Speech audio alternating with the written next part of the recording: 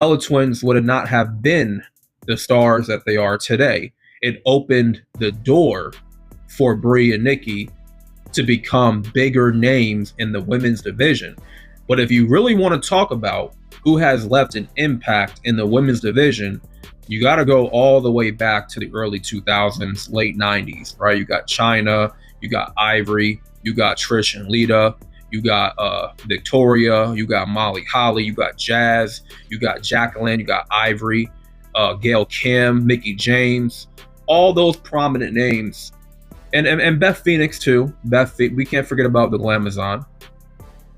In those years, from like the late 90s to the mid 2000s, you saw the potential of what a women's division in a wrestling company could look like and how well they can do in the ring.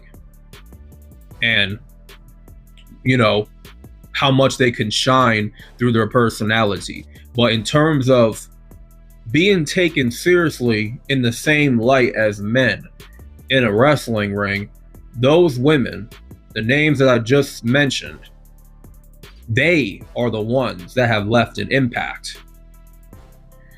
Before them, or no, after that generation of women's wrestling, you have the Divas era.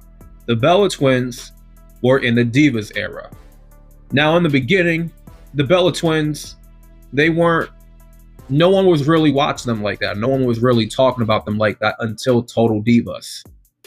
And yeah, did they have an influence on girls and young women? Sure, they had an influence. They had a big influence.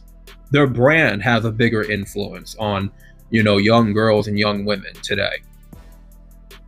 And they deserve their success, right? Because Total Divas, of course, them getting their push in WWE, at the time, there wasn't really any other option. When AJ Lee left, all they had was the Bella Twins, and the Bella Twins were taking over the Divas division.